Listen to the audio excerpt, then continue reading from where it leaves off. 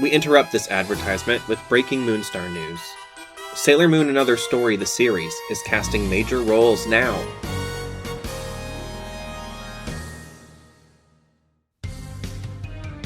Meet Sailor Venus, voiced by Megan Simpson.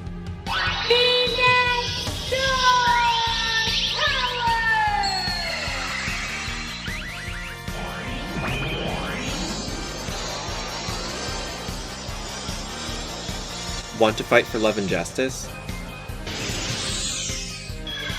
Now's your chance. Submit your auditions today at castingcall.club.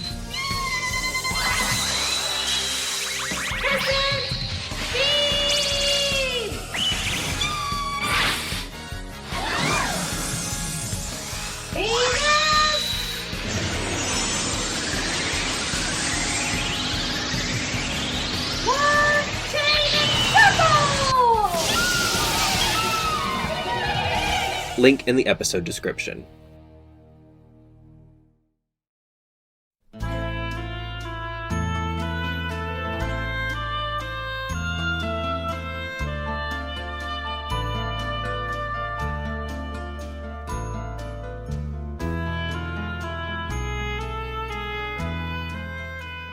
Hello and welcome back to Moonstar, a Sailor Moon podcast. I'm one of your hosts, Alex, and today we'll be covering the 24th episode of the 90s DiC dub of Sailor Moon titled An Artful Attack. This episode is number 28 of the original and Viz dub release. This episode brings up a lot of interesting discussion that Chris and I get into both throughout, like as we're watching, and at the end when we do the Sailor Says, so I hope you guys are ready for things to be kind of an organized mess. I don't know. I think it worked out pretty well. One announcement, or the first announcement this week at the top of the show, Moonstars, you guys who are listening, get a little head start. Hop on over to www.sailormoonvideo.com, which we'll be announcing officially soon. But that is your resource for purchasing and or as a shopping guide to all things authentic Sailor Moon VHS and DVD from the time period of this show. So the items on that website cover the DiC dub and of seasons 1 and 2 and the Cloverway dub of seasons 3 and 4. And you know, if you purchase anything there, you're directly supporting the show. All the money goes either into Moonstar or supporting SailorMoonVideo.com. And and if you don't want to shop there, which is also, it's kind of meant so you can see what an authentic item looks like, so when you're looking somewhere else, you know you're getting what you should be getting. You know what I mean? It's multifaceted. So go ahead, check that out, SailorMoonVideo.com. Second announcement, I'll try to make it quick. I think I put the same advertisement in this one. We need auditions for Sailor Moon Another Story, the series. I've gotten some really good ones in for a few parts. We cast our Tuxedo Mask recently, very excited about him. But the Scouts, there's still several roles open. Sailor Mercury, Sailor Uranus, Sailor Saturn, Sailor Neptune. And if any of those sound interesting to you guys, castingcall.club. The link is in the description of the episode as always. Now let's just get into the show. See you at the end.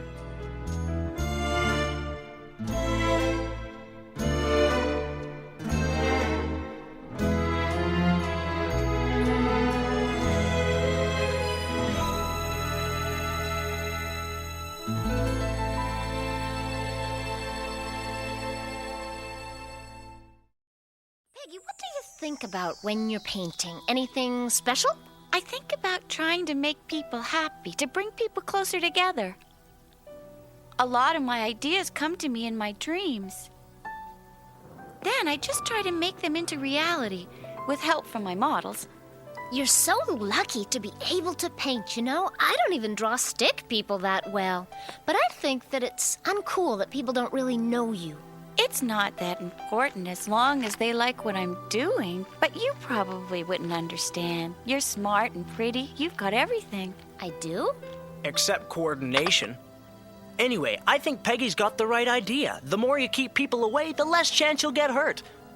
Really, popularity and romance are way overrated. What do you know, Darian? Hey, what's this bag? It's lovely. Tell me about your week. How was it? This past week wasn't anything crazy. It was pretty low-key.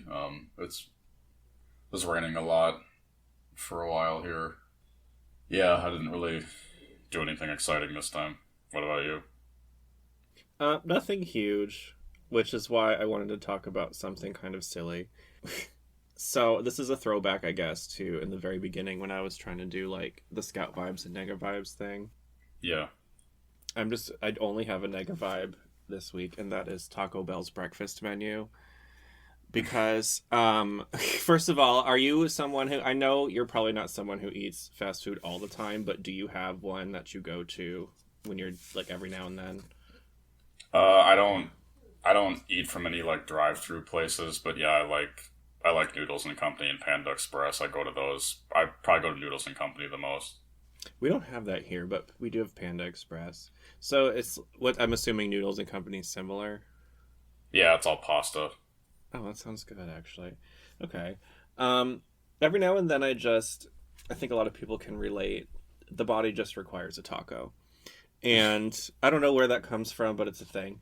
And for some reason, the Taco Bell near me has a breakfast menu now, and they only serve that until whatever time. And one of the greatest things about Taco Bell before was that they were like the only place that opened early that had lunch menu items like in the morning. You know what I mean? And over the last couple of years, they have steadily removed like people's favorite items from the menu. They got rid of pico de gallo. They like changed all this stuff. They got rid of the caramel empanadas. And then they were like, let's do this awful breakfast menu. And I'm like, I think we as a country can agree that we would much rather they put their resources into bringing back their full menu as good as it was before and scrap the stupid breakfast thing. I don't know, do you have any opinions on Taco Bell? No. So we're going to go with I'm correct. And, but no, I would love to hear, actually, I know that's so out of left field, but like, it's one of those things where it's like a craving you get that is so strong, I swear it's like from the Negaverse. Because it doesn't have any rhyme or reason, you know? And for me, the ones that hit are usually Taco Bell. How do you get cravings for anything, usually? Yeah, usually it's like local, like stuff from local places around here, or, I don't know, certain bakery items. What's the hardest for you to resist if you know it's like easily accessible? Probably like homemade cinnamon rolls, because there's a place that's like a couple miles from me that I love, and they have like the best. It's like a family-owned bakery, and they have like the best homemade cinnamon rolls and caramel rolls I've ever had. Do you want to shout them out, or is that weird? No, it's fine. It's called Bread Art in Bayport, Minnesota. Bread Art where? Bayport, Minnesota. Bayport, Minnesota. It sounds cute. I love that name. Did you know what Cinnabon is? Yeah. So Cinnabon used to be this like thing that was really, it started out big in malls. It's still in malls and stuff. It is, but the ones in the malls are still pretty good, but they now also do this thing where they just sell like the prepackaged ones at gas stations and stuff. Yeah. And I had one of those one time when I was on a road trip this last year. And I was so excited because I have these memories of the mall ones. And then I got that and I was like, oh, I don't think this is worth the health implications. Yeah. You know what I mean? So that was a bummer too. Do you know they're closing down a lot of malls now? That's sad. Mm-hmm. And I think that's sad specifically for a lot of the 90s Mooney fans because we grew up on malls. That was like a big thing. Yeah. It was like the best thing to do to get away from your house when you just didn't want to be there. Right. You know, and then, anyway. Well, there's not much to put here at the beginning this week. Are you ready to get into the episode? Yeah. Okay. Today on Sailor Moon, everyone's excited about a wonderful new artist. But it's no pretty picture once Zoisite turns up, determined to capture another rainbow crystal for the Nega Force. Can the Sailor Scouts stop her in time? You stay right there, and I'll show you. The English title is An Artful Attack, What's the Japanese title? Painting of Love, Usagi and Mamoru Get Closer. I think that one's better this week. Mm-hmm. Even though they did the, like, AAA thing again, I just think Artful Attack is just, like, sounds stupid. Yeah. So even me with the camp, I'm, like, not here for the title. What is the first thing we see? Queen Beryl warning Zoisite about what happens if they continue to mess up, since they only have one of the rainbow crystals so far, and then Jedi and Nephrite obviously were offed by her, and she's just warning Zoisite about that. Zoisite, present yourself. You've failed me twice so far. You're as bad as your predecessor, Nephrite. Explain why our enemies have 2 of the rainbow crystals and you've only brought back 1. You showed such promise, Zoisite. I had such high expectations for you. I'm sure you'd be the first to agree it's time I found someone more competent. Please, Queen Beryl, give me another chance to prove myself. This time I know I'll succeed.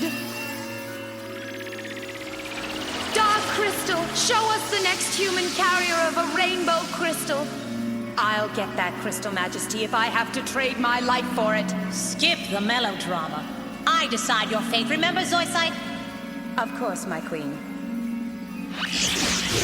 How long? Let's see. We've had Zoisite around for at least pushing 10 episodes, maybe not 10 total, dude. Almost. Yeah.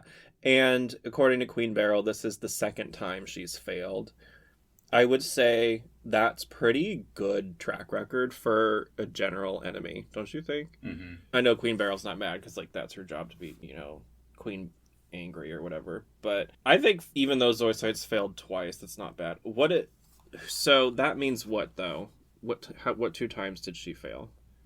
Well, the other 2 times when the rainbow crystals showed up, and Mamoru got one of them, and then Usagi got the other one. Let's do a brief rainbow crystal recap. The first rainbow crystal we saw, the red one, was Game Machine Joe. Who ended up with that? It was, Zoisite had that one. So that was the first Negaverse win. Yeah. The second rainbow crystal, I believe, would be the orange one. That's the one from Bobo the Vulture, right? The cemetery. And I think Tuxedo got that one. Yeah. And then the third rainbow crystal would have been last week. And I'm blanking. Rio, yes. The Scouts got that one, right? Mm-hmm. Okay, so it's 1 each at this point. The Dark Crystal reveals the next rainbow crystal target or carrier. Who is that? It's a shy-looking girl with glasses named Yumemi. Does she have a last name? It's Yumeno or something like that. In English, her name is Peggy Jones. I know. I was like, wonder why they...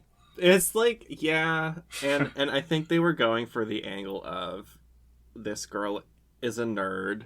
Yeah. And also her name should reflect that. I don't know if Peggy screams nerd. It's just like an odd choice. Yeah. No shade to any Peggys out there or whatever, but it's just such a, I don't know, it comes so out of left field to me. But I think because it is so kind of wacky, I enjoy it. It's almost like a drag name to me. Mm-hmm. How do you feel about this character in general? I think it's the only the most interesting thing about her to me is the voice actor stuff, because in Japanese she's voiced by Yuriko Fujisaki, who later voiced Cyprin in Sailor Moon S, and she's pretty famous, like, in Japan. Like, I'm sure if you know Revolutionary Girl Utena, I do. She's the voice of Auntie. Oh, really? Yeah. Oh, wow, okay. I just saw some tapes for that the other day, too. I think I might have bit on them, I don't know. That was another one I watched sparingly growing up, Revolutionary Girl Utena, because it was supposed to be similar to Sailor Moon, kind of. Yeah, it was a lot of the same people that worked on it, yeah. Yeah, I don't feel like it's at all similar, though. Yeah. But I do think it's, like, a good anime. Anyway, so how would you describe Peggy Jones' personality? She's someone who's super humble and reserved and isolated. Yeah, and we'll get more into why and more about who she is later. Luna and Serena are talking, and this takes place on a bench near a river. And what happens here? No way, Luna. Just because Tuxedo Mask kept a crystal doesn't mean he's our enemy. I mean, as if. My dream hunk in the same league as the Nega creeps. Hey, Serena! Hey, Ma! So what's the big surprise? Something with food, right? Nope. You just gotta wait and see. Gotta boot it. Okay, but it better be near an ice cream store. It almost went into the river. When is she going to learn? They have a small little argument about Usagi wondering if Tuxedo Mask is her enemy, and then Luna says that he is because he's also after the same thing that they are. And then right when they start to argue more, that's when Naru just comes up and then pulls Usagi away. And when Usagi or Serena is leaving, what happens? She drops the moon stick. Yeah, and it nearly falls into the river, and Luna grabs it just in time. And then we get another Melvin moment, which is going to have to be a thing because every episode he's just kind of getting better and better to me. But he shows up, and of course he introduces himself by saying, Heidi-ho! You want to hear all the chemical elements in paint? Oh, not a chance, Melvin. like, what?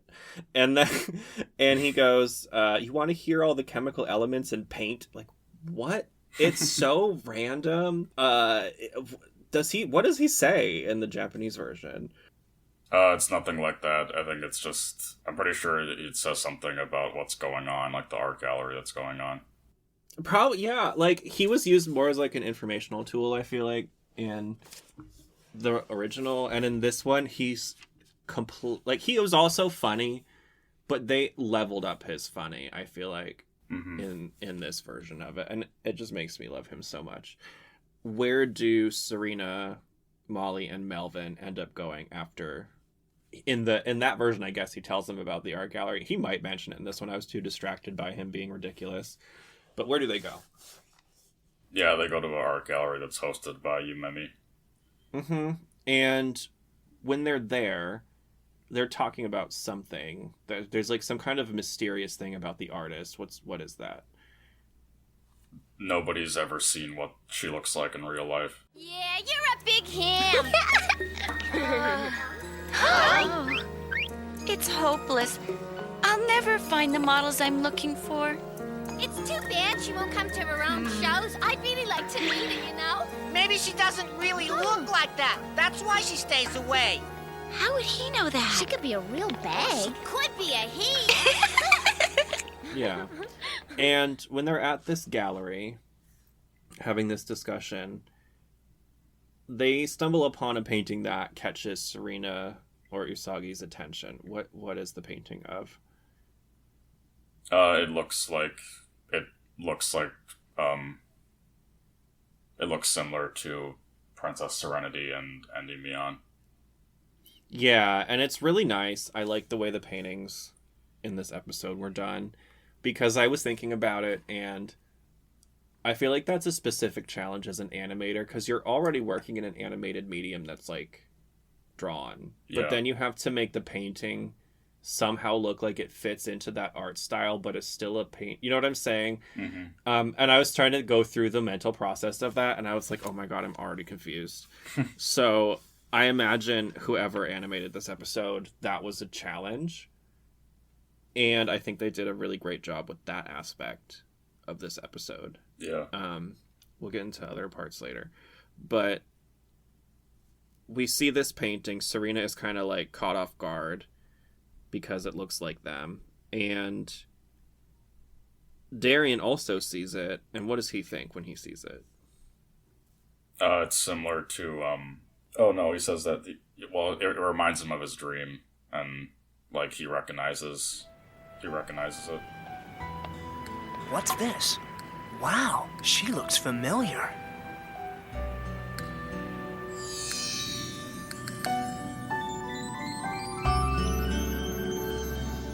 Please help me be free again. It can't be. She's like the girl in my dream. Yeah. And then after that, they both leave, and Serena, I think, is on her own, and she sees Darien with who? Outside. He sees him with who he doesn't, or she doesn't know is Yumemi, but then ends up finding out that it's her. Yeah, and what does she assume is going on here?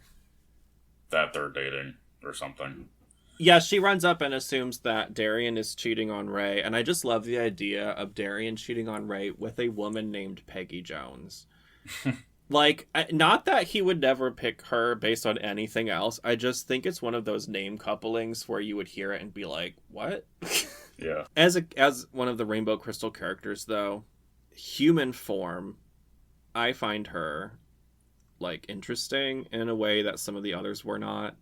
Probably because she's more fleshed out. How do you feel about her at this point? Yeah, I think it's a character that stands out more in terms of the like season 1 characters that we never see again. Yeah, and it feels like they helped her in a significant way too. Yeah. Which we'll get to later. So we see Melvin asking Molly something. What does he ask her? Then he gets all embarrassed and his face turns red. What are they talking about? That's pretty much just him saying that, oh, well, I wound up alone with Naru again. And he's kind of implying that they should go out on a date or something. And then she just, like, blows him off. Like, in the Japanese, she says, like, oh, you're probably coming down with a fever. That's cute. That's not what it was, actually. This stuck out to me. This is why I asked. Melvin is like, do you think if I buy one of these paintings, Serena would finally go out with me? And then Molly looks at him really mad, and I was like, wait a second. Aren't we already starting to get the whole Molly Melvin vibe going? Like, that felt weird. And it's because they changed it. Yeah. So I'm glad that is cleared up. Oh, and then we see that. So that happens right before Serena confronts Darien. It's like, you're cheating on Ray, which I thought was funny. Aha! I caught you in the act, Darien. What's your problem, Meatball Brain? Oh, like you don't know. Ray is getting the buzz on this whole scenario because I'm giving her the word on what a two-timing amoeba you are. Hey, let go. Oh, sorry. I know this may sound very forward, but I need your help. I need you to model for me. Me? Model? What does Peggy Jones want them to do? To model for them for another painting. Yeah, and this is just a trivia question. Who in the cast that we have met so far has already done modeling before this?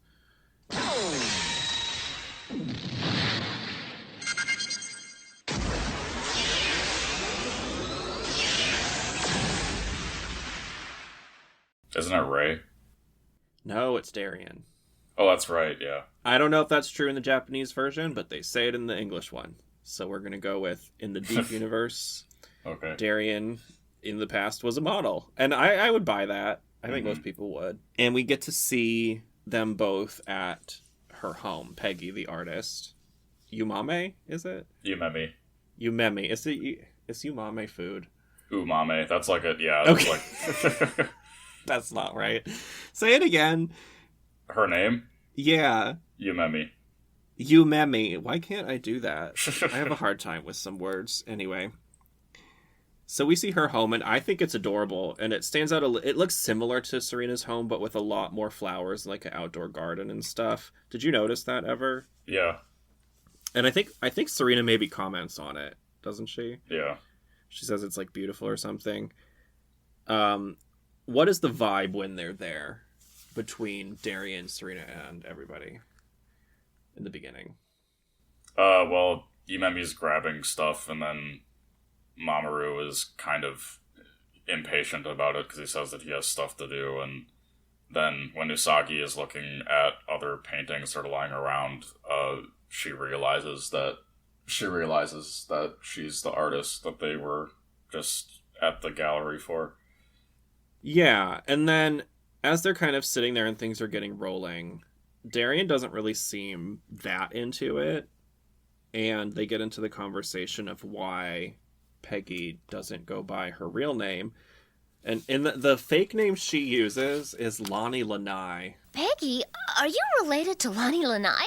Well, Lonnie Lanai doesn't really exist. She's someone I made up. When I first started, I went by my real name, Peggy Jones, but I bombed. Then I did this new series of paintings as Lonnie Lanai, and I'm a big hit. But doesn't it make you feel bad that people don't know who you really are? That just doesn't seem right somehow. Well, it would have been nice if I'd made it using my own name, but what's more important is that I sell my work so I can keep painting. Besides, I'm not glamorous enough. Now, why don't you have a seat? What? As if you want me to sit next to that? My thoughts exactly. I got a buzz. This really isn't my thing. Oh, no, please. Please don't go. Do you know what a lanai is? No. The term lanai comes from Hawaii and describes a room or larger space outside a house. Usually found at the back of a house, the lanai is often connected to an entrance and covered by the roof. What is does she have a pseudonym or like a fake name in the Japanese? No. Do people just have never seen her before? Yeah. Okay. Why does she say that is? So everybody would think that she is some very physically attractive, like, that she's just as attractive in real life as her paintings are. And so it comes down to an insecurity about physical appearance, right? Yeah. Okay. It's the same in the English one. And although they kind of flesh it out by saying she originally tried as herself and failed, and then she tried again as Lonnie Lanai and did great. And we get this moment of Serena just being a total whackball, having weird inner dialogue about Darian and then punching herself in the face. Ray is gonna be way jealous, huh? I guess Darian is kinda a hunk, but hey, what a -0 personality. Why Ray likes him? Ooh, she must be brain dead. Oh, cosmic! Problem? Huh? Quiet, I'm posing. She is a looker. When she's not falling down. Which I thought was... Because I've definitely had moments like that where I'm like overthinking something and then it makes me act super awkward and people have no idea like what's going on in your head and you're just like, can you just not pay attention to me? Do you ever have moments like that? Mm-hmm. What is something that you commonly overthink that you know is just like a waste of time? Oh, I don't know. One thing, I guess, is just like if I'm excited to bake something when I get home or whatever, like I get worried about not having enough time to do it, even though like I'm never baking anything that's, at least not yet, I'm never baking anything that's extravagant or takes up a bunch of time. Mm-hmm. That's similar to me, because it's almost like any little task you want to complete, when you start bogging yourself down with stuff like that, it just gets in the way. Sometimes I feel like that about editing this podcast, where it's like we've recorded it and, you know, the day where we have to drop it is coming and I just haven't done it yet. And I know once I sit down to do it, it'll be totally fine and I'll have fun with it. But I just have trouble making myself start. Yeah. And I think it's not necessarily overthinking, but it's something that is sort of similar, I guess. I don't know. Mm-hmm. So after we have this moment between them where everyone's being sort of strange, I made a note that, in the English, Darian notices that Serena looks good here for the first time. Does he mention that? It's like a mental thing. Yeah. And then I noted this is, I think, the first time we really have seen them spend any significant time together as Serena and Darian. Do you think that's true? Yeah. Because usually it's just in passing so far. What kind of conversation does Serena have with the artist? Yumemi says that when she draws anything, she says to herself, like, I hope I can become happy and, like, I hope I can meet more friends. And then Usagi says that that's sad. And then Mamoru says, you know, you're not going to make other people happy if you can't make yourself happy. That's a really great message. And they changed it to be a little more kid-friendly. It was kind of basically the whole, just be yourself, people will accept you for who you truly are kind of deal. That was very strong at this time in media. That was sort of what I grew up on, what a lot of kids my age group, or people my age, grew up on too. I think the message in the original is stronger here. honestly. What does that mean to you? If you can't make yourself happy, how are you going to make anyone else happy? Like, expand on that. It can apply to a lot of things, but pretty much just overall, like, if everything that you're doing in your life, it's like if you don't have confidence and if you're not going into something trying to think that you'll do a good job, or if you're unsure or whatever, then it's usually not going to turn out well. So it's always, everything like starts better if you have a better outlook about it. I definitely think that's true. The interpretation I get from it is more, I think I interpret it as like being able to sit alone with yourself, because a lot of people struggle with that.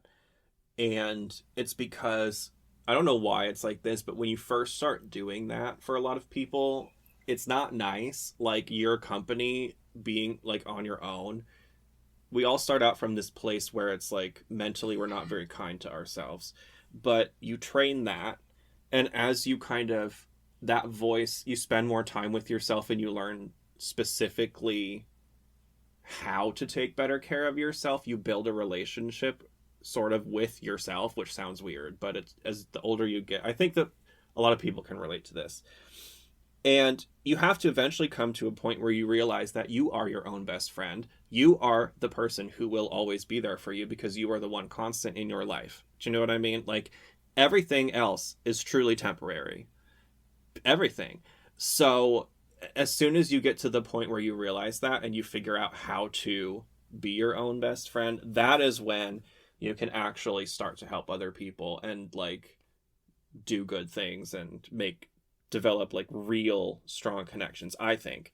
And I think that's something that's so hard to get to, and everyone gets there at a different age. I don't think it's like, oh, you turn whatever and then you can do that. I think we all have our own pathway there. Mm-hmm. Are you able to do that yet?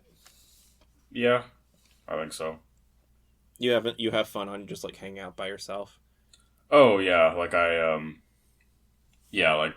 most of the time when I'm going to the main gay club that I go to, the saloon in Minneapolis, like I usually am going by myself. So see, I think that's so healthy.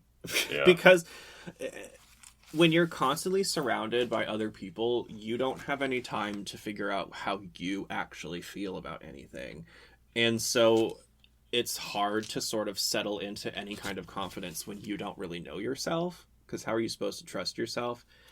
So once you build that trust within yourself, I think life just gets a lot easier. Yeah. That to me is what that message is.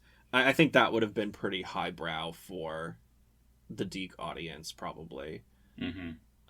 So I guess that's what they changed it to is fine. Wow, dinner was fab! Thanks a lot, Peggy. You really don't mind I polished off the whole apple pie? That's why I made it. Besides, I really need to finish that painting to round out my exhibit. Are you kidding?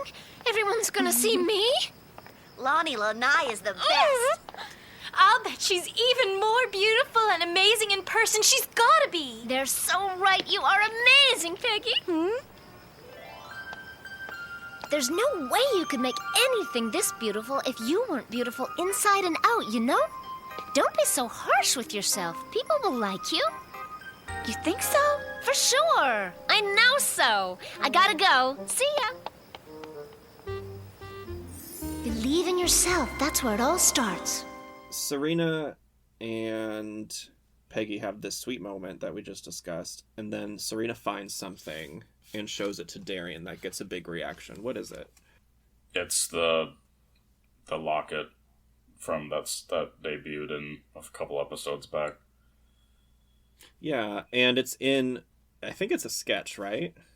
Yeah. Because it didn't look like a painting, it looked different. It's the star locket, and Darian's reaction looked really strange here.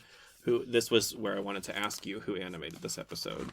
It was actually the Kasuko Tadano who, well, you can tell me I can say, but you can tell me if you remember who that is first.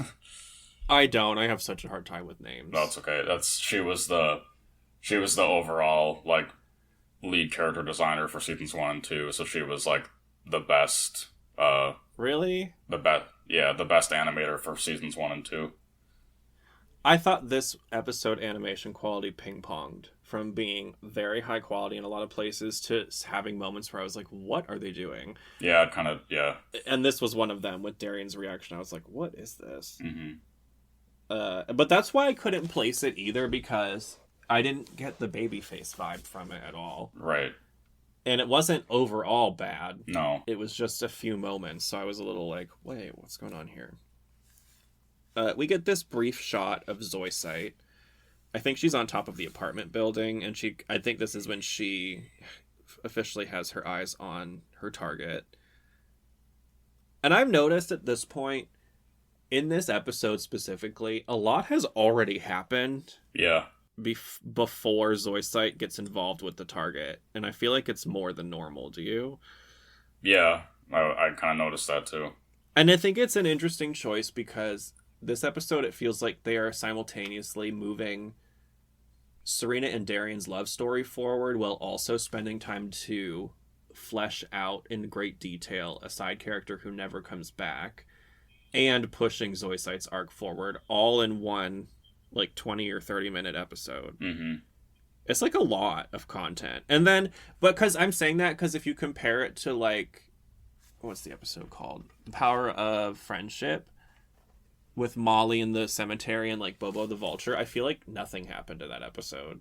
Yeah. Well, I think, also too, like aside from the final episodes, a lot of times in older anime, like if they had an episode that was done by like a higher quality animator and they put more money into it, then a lot of times like the next episode after that will be shit. Oh, really? Yeah. Oh, I thought you were gonna say then that's when they would take the opportunity to like move story forward if they hadn't or something, and they would do more like intentionally do filler episodes with the lower quality animators. Yeah. Well, I think that kind of happened too, though. So that would logically make the most sense to me, but that's that. So they like spend all their allowance, and then they're like, "We gotta budget the next one." That's why, like, for like to tie it back to Sailor Moon, like that's why in season 3 how episodes 124 and 125 look incredible, and then the last 2 or 3 episodes in S are not very good, like animation wise. Yeah, but also the last 2 or 3 episodes in S don't make any sense being there. Right. They're so out of place. I was thinking about that because I watched them the other day, and I always forget they exist because I think it ends. Oh, yeah, and then I see them and I'm like, oh yeah, this weird moment happened. It's so bizarre. Zoisite shows up. Serena assures Peggy will like her. Serena is running home alone, and who shows up here? Luna. Yeah, and she's pissed. Because what? Because Usagi didn't realize that she dropped the moon stick.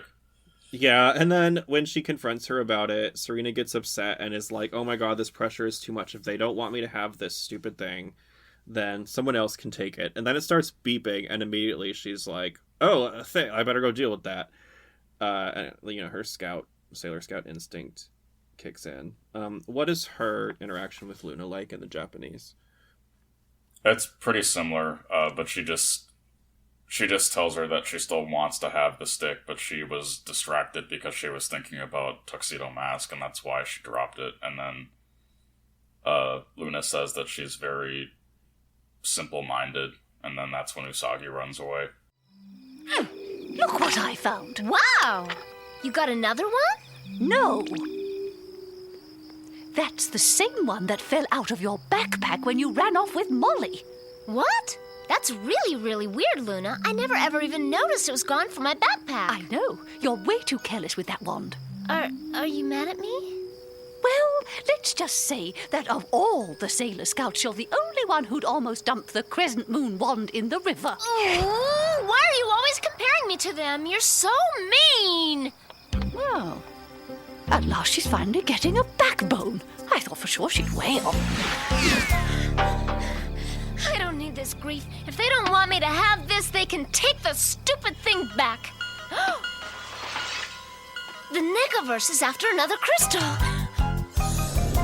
Yeah, Luna was being a little harsh with her in both versions, I think. I think Serena took it more seriously in the Japanese version. Yeah. In the English, she was kind of like, "Wow, why are you being annoying?"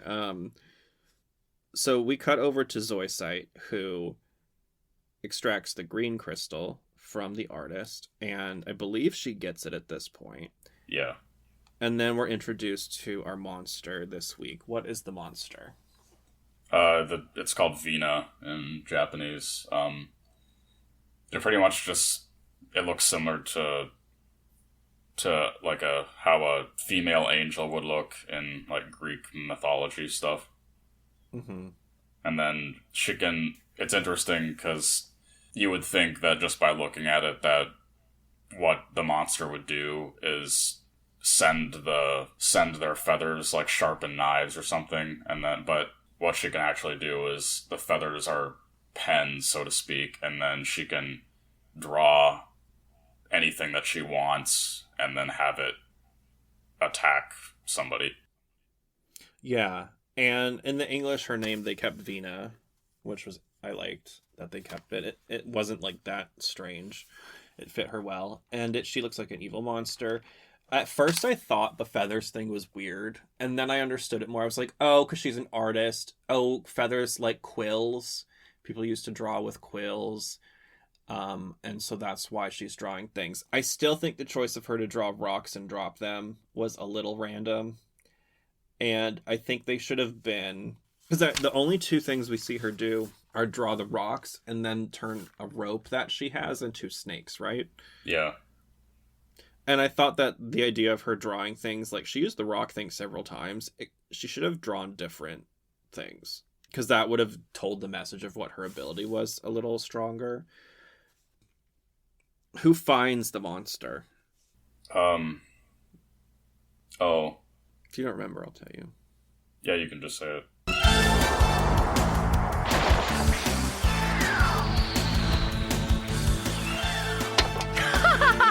That was too easy. It's not over yet, nega scum! What? Sailor Moon, how did you get here? I'm not letting you take this talented artist away from us! Do you hear me? I am Sailor Moon! Champion of justice! I will right wrongs and triumph over evil, and that means you! It's Serena. She shows up because she's like, just run off from this dispute with Luna. Yeah.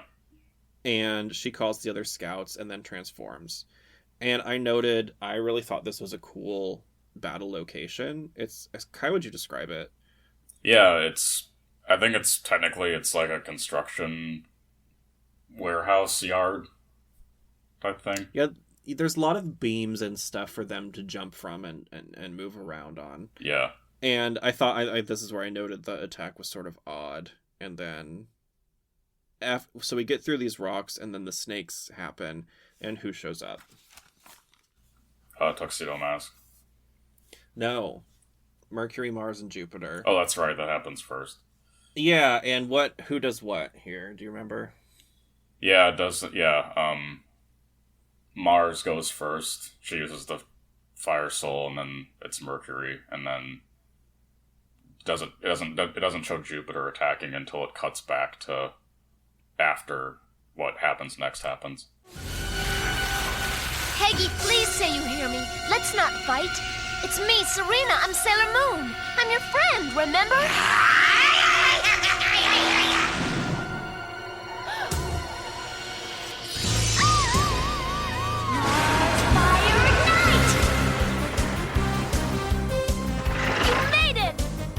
Let her get away. The Negaverse wants her back. You've got to stop her. See ya!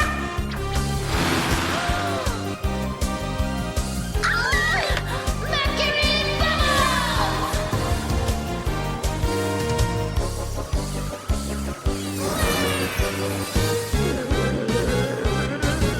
You guys can handle this. I'll go see if I can get that crystal from Zoisite. Yeah, and Mars uses Fire Soul to stop the snakes. The bubbles are a cover or a distraction, and then Sailor Moon runs off to try and get the crystal from Zoisite. And we jump cut to what happening? Zoisite and Tuxedo Mask are confronting each other on a beam, and then Zoisite uses they like push like a cherry blossom flurry against him, and then he comes up with a shard, like a sharp shard of some whatever, and then says that this is gonna be your end. And then as it's in the air after Zoisite's thrown it, that Usagi uses the Moon Tiara action, and then that destroys the shard, and then Zoisite disappears right away. What did you think of this battle moment? It was fine. I mean, I always like how it looks whenever Zoisite does the Sakura Blossom thing. I always like that too, and I thought that while Sailor Moon has its formulaic moments and they reuse stock footage and stuff, this was a great example of them being very creative with the way it's done, because Sailor Moon already has her moon healing thing by now. Mm-hmm. And I love when they have her do, we're using the tiara to stop another projectile instead of just having it always be an attack that hits a monster. Like, it has different utilities and things like that. Yeah. And they do this with other abilities as well throughout the show. And that's just one point that I thought they knew they were limited on how many abilities and like the stock footage, so they knew they kind of had to make it more interesting in some way. Yeah. And I thought this was a great moment for that. After this battle happens, Zoisite almost wins, but then doesn't, and a locket drops from Sailor Moon, which is the locket we know as the Star Locket. What does she say to Tuxedo Mask here?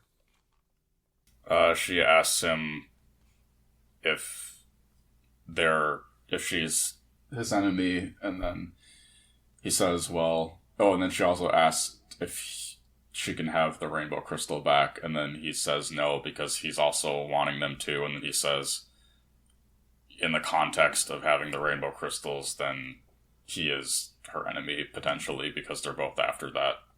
And then he just leaves. Yeah, it's very similar, and he basically says, I'm after the same thing you are, and I'm going to try and get that crystal from you. And Sailor Moon is, of course, thought he was there to help them. You know, there's something else you could give me. That rainbow crystal you kept, would you give that to me? Sorry, those crystals are my only goal, and I'm not letting you or anybody else stand in my way. You might as well know, I want the crystal you've got, and I'll do whatever it takes to get it. But I thought your mission was to help the Scouts. I help you because it keeps the Negaverse from winning. Remember that.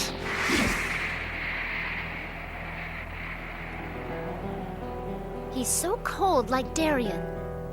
As if! He can't be Tuxedo Mask! I thought this moment, I put, the character animation is so-so, but the staging is fantastic. Because I just thought I guess they looked funny again, but the background was great. Yeah. We have this little moment where Sailor Moon is kind of like, I think he looks like Darien. No, it couldn't be him. Like, she almost clocks it. Do they have that in the Japanese version? No, not yet. Oh, okay. So she's a little more like... I think they were trying to be a little more obvious. Yeah. We cut back to the battle, and like you said, we see Sailor Jupiter attack, and then Vina has been weakened enough for what to happen? The moon healing escalation. Yeah. And after that, you know, Peggy, the artist, she sees the Scouts leaving, and we cut to the next day. And what's going on? She's invited them to come to another gallery hosting she's doing, but she's in the process of setting it up and it's not open to the public yet. But she reveals that instead of the prior self-portrait to make everybody think it's some Cinderella-looking artist behind it, she's using a self-portrait of herself this time because she has enough confidence to own up to her own work and not be insecure anymore. Basically the same thing. She's going to use her real identity now, is sort of the difference. And she's, you know, got all this, built to confidence and everything. Before we do the Sailor Says, how do you feel in general about this episode? I think it's pretty good. It has a good message and some good scenes in it, and as we've talked about too, that the one-off character is more memorable. And one thing I didn't say earlier about the voice actress of Yumemi in the Viz redub, that's Tara Sands, who I've interviewed. She's, in terms of Sailor Moon, she also did Body On in the third movie. And for anime, she's known for a lot of stuff in anime, but she's probably most famous for being the voice of Bulbasaur, Oddish, Clefairy, Teddiursa, tons of Pokemon. Some of my favorites, actually. Yeah. Bulbasaur and Oddish are two of my favorites. I love that. So that's a fun thing. I would suggest people hop on over to your YouTube channel and check that out. Say her name again. Tara Sands. How do you spell her last name? Like the word sand. Yeah. Oh, Sands with a D. Yeah. Okay. The microphone cut the D out. Anyway. Okay, cool. I thought this episode was fine. I don't think it's, like, spectacular, despite it having some definite, like... It has, like, more to it, but it's almost, to me, too much packed into one. I feel like... I don't know why. I think it's because when I was watching it, I had to keep pausing it and go back because so much would happen so quickly that the pacing just feels off to me. Yeah. What would you rate this one? Probably 3.5.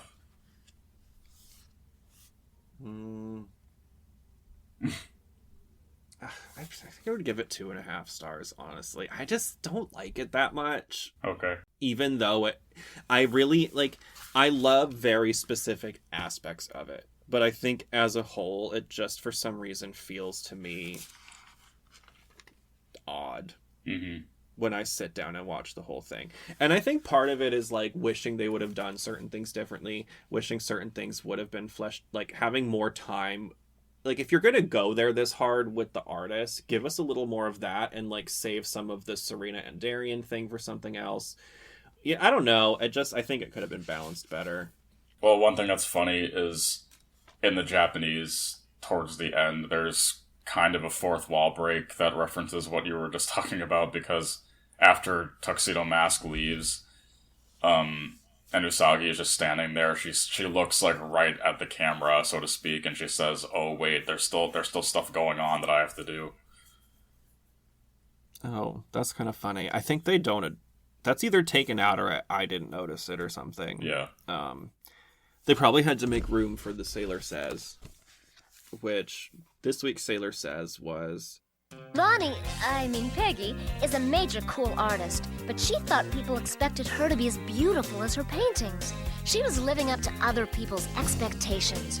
We all want to please people at one time or another, and that's okay, as long as we don't get caught up in what other friends want, like getting into drugs or other bad stuff.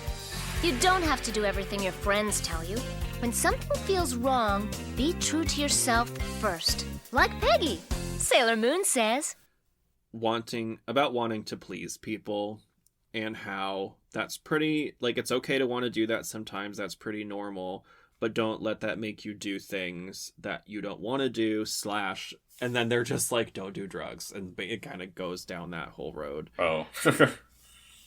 Which I get that part kind of they had to add at the time because DARE was a big thing, DARE, yeah, which was something about don't do drugs, and because I take everything so literally, it worked on me because they straight up convinced me I would, like, smoke marijuana and then my head would explode or whatever. So, like, good job for them, for some of us, but I know that that's not actually the case. Let's dissect this a little bit. People pleasing. What are your thoughts on that in general? I mean, in certain contexts, it's appropriate. You know, obviously it's not something that you want to be in a habit of doing, because it's not gonna feel, you're not gonna feel good, and you'll feel better about anything in that context, and it's like a mutual back and forth. Mm-hmm. That's pretty much what I think about it. let's give an example of like an appropriate time, because to me that comes down to kind of like human decency, like being a kind person with general public interactions, right? Yeah. Can you think of any examples? Maybe you can go first. I can. So, I mean, something that comes to mind is like, let's say you're in a grocery store or something like that, and you get into not even a squabble, but someone just like decides to confront you about something. This is rare, but let's say you bump carts and they're just having a bad day. Oh, yeah. And you're their target, right? Like they're going to take it out on you. To me, that would be the correct example of when you're interacting with someone who is very visibly upset already, just knowing the psychology of someone who's angry, people don't act like in their right mind when they're already upset, right? Yeah. So it might be, quote, being fake or people pleasing to try and diffuse that situation. But in my opinion, that is the correct choice, because any other choice just escalates it. Yeah. And I don't think anyone's trying to like get dragged out of a Walmart because they had a brawl because they couldn't like handle letting someone, you know what I mean? I would much rather figure out what I need to do to calm this person down or remove myself entirely from the situation than like, you know, square up against someone over something like that. That makes no sense to me. Is that a good example, do you think? Yeah. Can you think of anything? I mean, that's a pretty... What about an example when not to? Oh, when not to be a people pleaser? Yeah. I guess a good one, too, like another good retail setting, is if you are on the receiving end of being, like if you're an employee and then you're being mistreated by someone. I've never believed in, like, the customer is always right. Mm-hmm.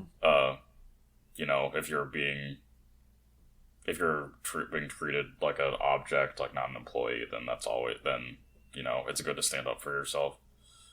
Oh, I agree with that. Although in our country, I don't know if we're not going to get too much into it, but there's been some like uncomfortable news with like violence and stuff. It sounds wild for America. Like, yeah, go figure. But just people like really, someone accidentally like goes into their yard, and as they're turning around in their car driving away, they're getting shot out. You know what I mean? Stuff like that.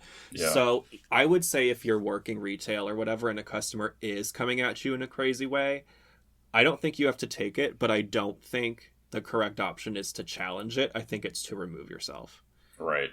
And to, anytime you can, like, appeal to higher authority. Like, just say, if I were you, because my concern would be, like, your safety, right? Like, if you're in that situation, I would say, like, you don't want to tell them they're correct, but you do want to say, like, let me get someone higher up to handle this. Like, always go to the higher up, and then your manager can, like, call security or whatever. Yeah. And have them removed. Because I promise you, like, it would have to be the worst manager in the world to prefer that you put yourself in danger than to, like, bring them in on that moment. Do you know what I mean? Yeah, right. I can't imagine anyone is like that brainwashed by their company. I would hope not. Yeah. But I do think, though, that is a way of not people pleasing, but also not putting yourself in danger. It's like a really fine line, right? Mm-hmm. I think that's kind of, I hope that's useful. Comment in wherever you want to. Answer both the questions. Give us an example of a good time and a bad time for it, because everything in balance, right? And what do you think about the message of, because this is kind of a separate thing. This is more like peer pressure. How would you suggest anyone who's dealing with, like, maybe they're in a friend group that is very into something they aren't? And it doesn't even have to be a bad thing, but how do you deal with being in that position? I would say if it's in a public group setting and you're out and about or something, then I guess just go along with it for a little while, if you want to. And then maybe just make sure that if it happens again or more than 2 times, then you're just clear about not wanting to do something. And if it's something that's come up before, go in with a plan of like what you're gonna say, because you know it might be offered, right? Whatever it is. Yeah. Or you know it might be present. So like, let's say it's like a substance issue, because I think that's probably the most common. Yeah. And people have all kinds of reasons for choosing not to do certain substances. Some people have heart conditions. Some people have whatever. Like, it doesn't all have to be about, oh, I don't want to get in trouble. But I think, let's say it is a substance that, oh, you know what? I have to be up early for work in the morning. Oh, I have if you're someone who is known for this, oh, I have to record tomorrow. I can't mess up my voice.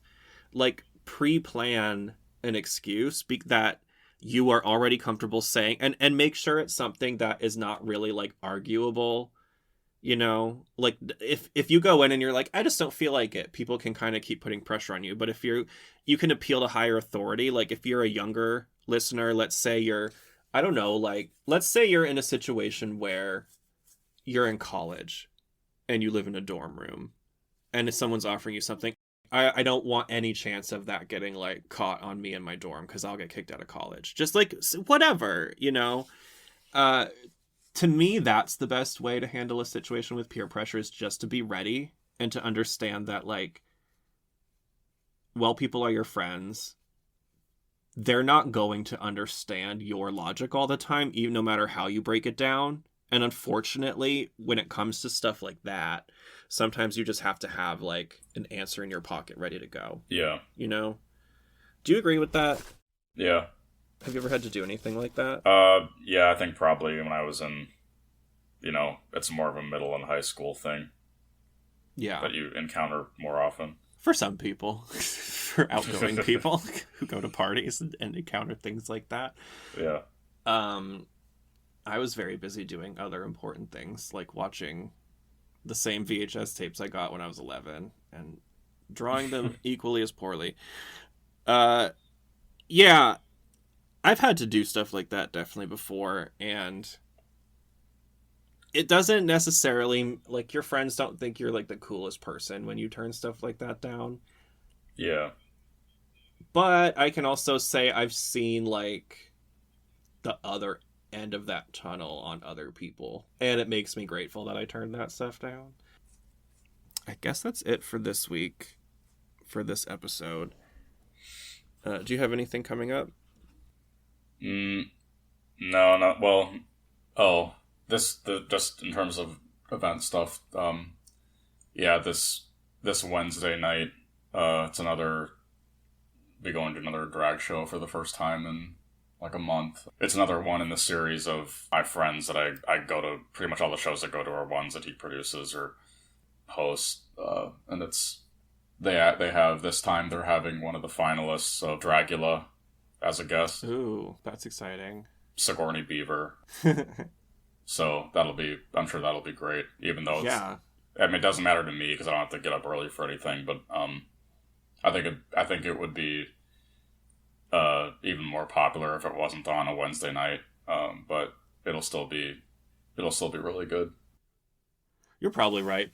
That is like the day people are starting to lose steam a little bit. Yeah. That sounds like fun. I gotta start going out and doing things like that again, because I just haven't found ever since the one I went to closed, I haven't found a place that I felt comfortable at yet. Oh, yeah.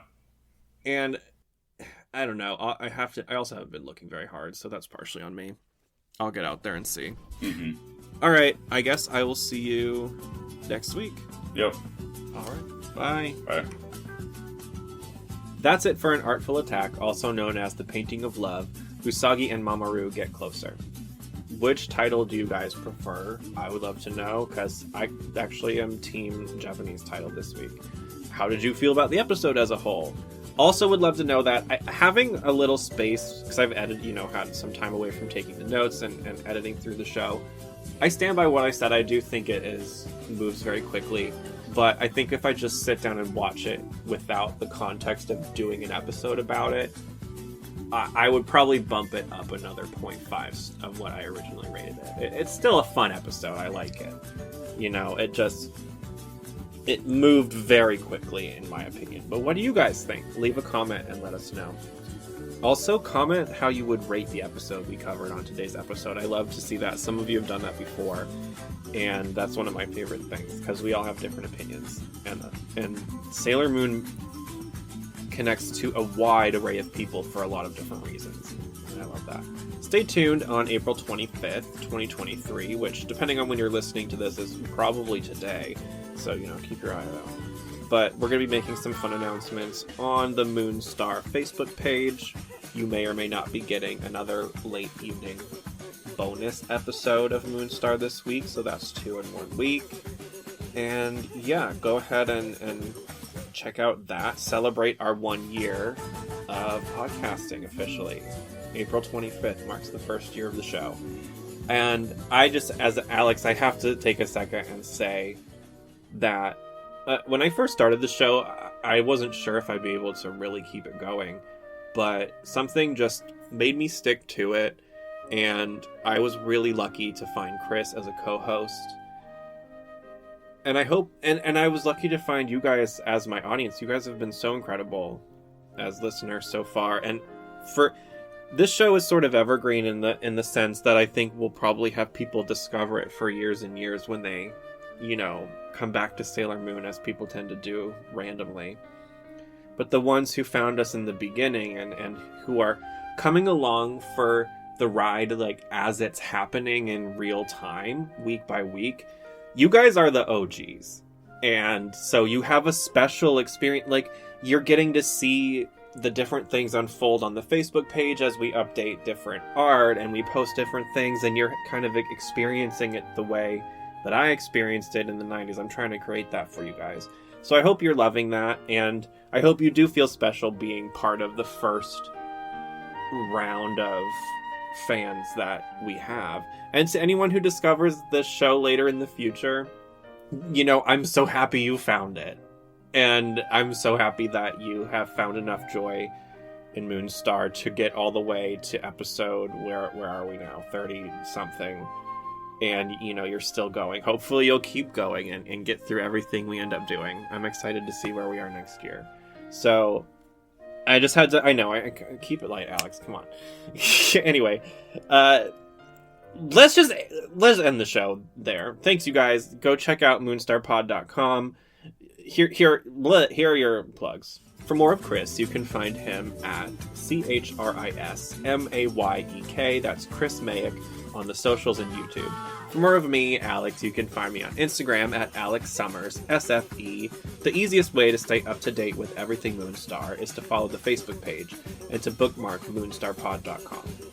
If you liked what you heard on today's episode, leave us a 5-star review wherever you get your podcast. It's truly the only thing the algorithm cares about, please.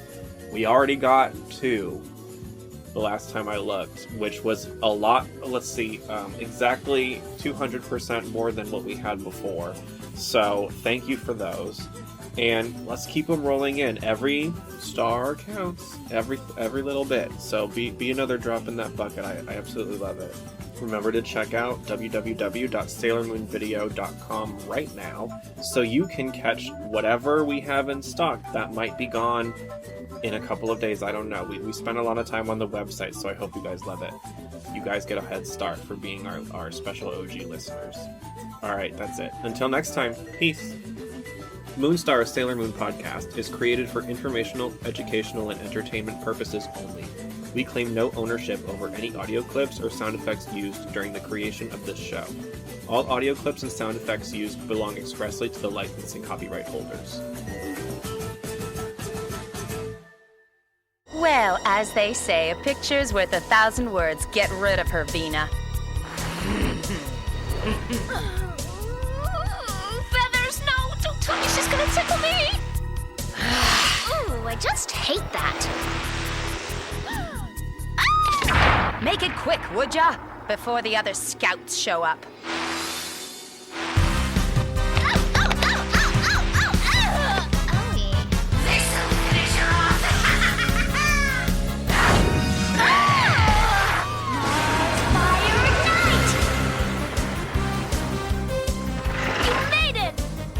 Let her get away. The Negaverse wants her back. You've got to stop her. See ya!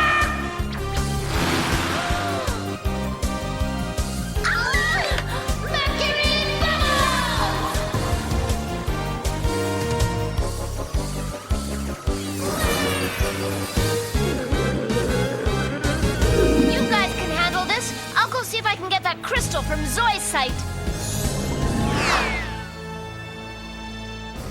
Your history!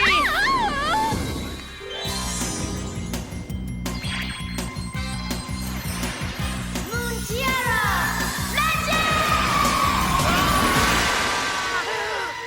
That you, Sailor Moon? Are you all right? Yes, I am. Thanks to you. I'm so glad. Oh.